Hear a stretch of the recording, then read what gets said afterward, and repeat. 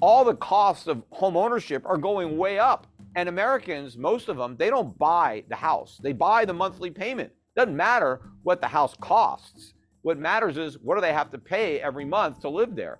And that's going to go way up, even as prices go down. And of course, the falling prices creates a big problem for the people who own homes, who have borrowed against the homes, or a big problem for banks who have loaned against those homes. And now the homes lose value, and the guys that live there don't want to stay there. And now they have to sell these homes in a market where mortgage rates are way up, and so people can't afford to buy them. So it's a real disaster that's coming in housing, but it's not going to reduce inflation. Inflation is going to go up even as the economy goes down. So, the Fed has put us into a box, and there is no way out. And I've been warning about this for more than a decade. I knew exactly where we would end up. I just didn't know how long it would take to get there, or maybe the exact route we would take, but I knew where we would ultimately end up, and that is exactly where we are. What is your solution to that? Do you think we should have never had QE? Should we just not have a Federal Reserve to begin with? What's the Peter Schiff solution to this? Yes, we would be better off had we never created the Federal Reserve in 1913. But, it's possible that we could have created something even worse.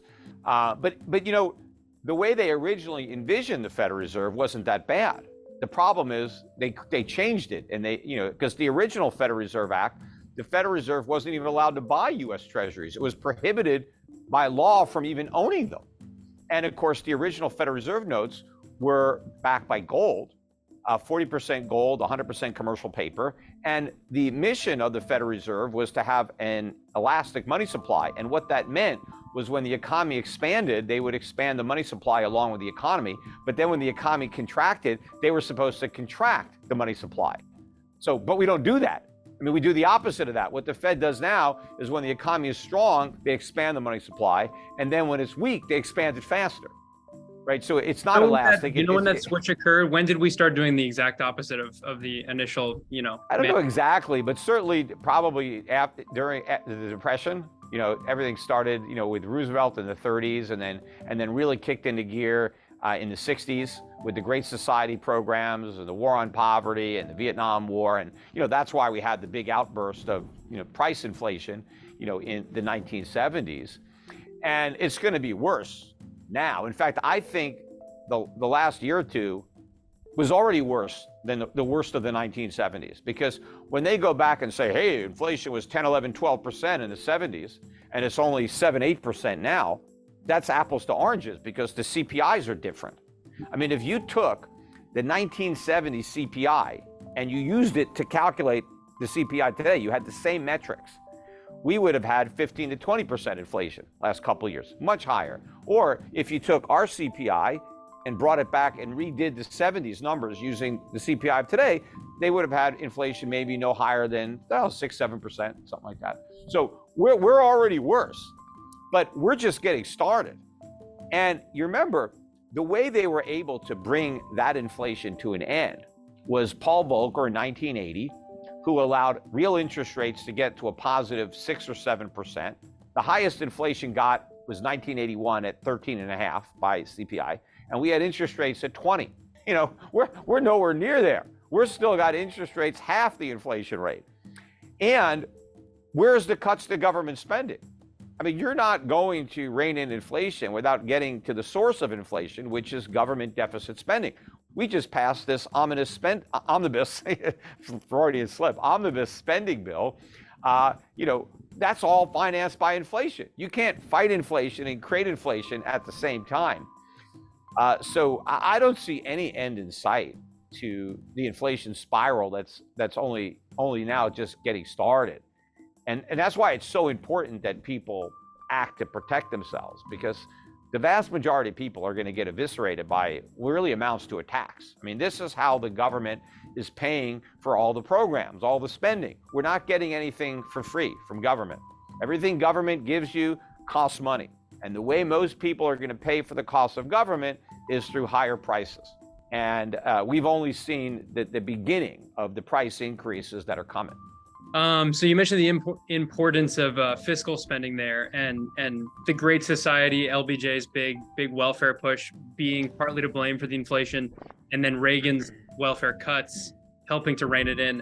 So let's say Jerome Powell, holds true and keeps raising interest rates, but then President Biden, continues various stimulus programs, unemployment, welfare things. In that sort of scenario, could you get rising inflation, rising CPI, despite interest rates also rising, given what the fiscally what. Sure. Again, remember, interest rates are another price too. I mean, if I'm a business, I've got raw material costs, I got labor costs, I got rent, and I got interest if I've borrowed money. And as my interest rates are going up, I mean, that's another cost that I'm going to look to pass on to my customers through higher prices. So all else being equal, rising interest rates are adding to the inflation problem. The way rising interest rates are supposed to slow inflation is by slowing spending and increasing savings. That's what has to happen. But that hasn't happened.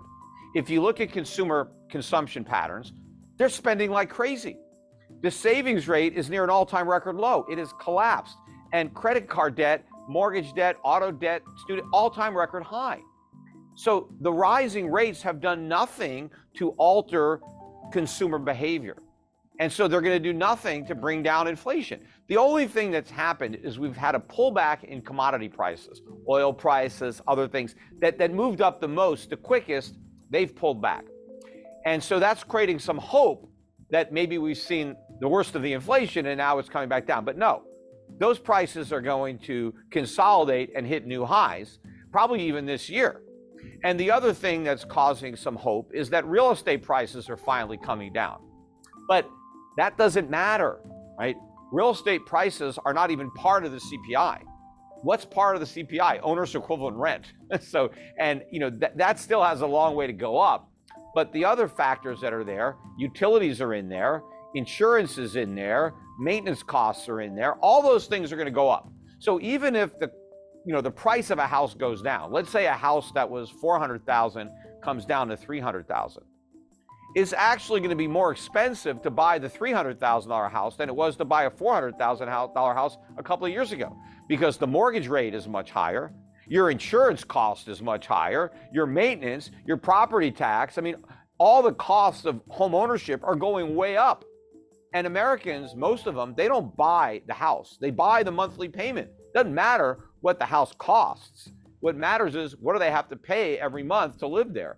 And that's going to go way up, even as prices go down. And of course, the falling prices creates a big problem for the people who own homes, who have borrowed against the homes, or a big problem for banks who have loaned against those homes.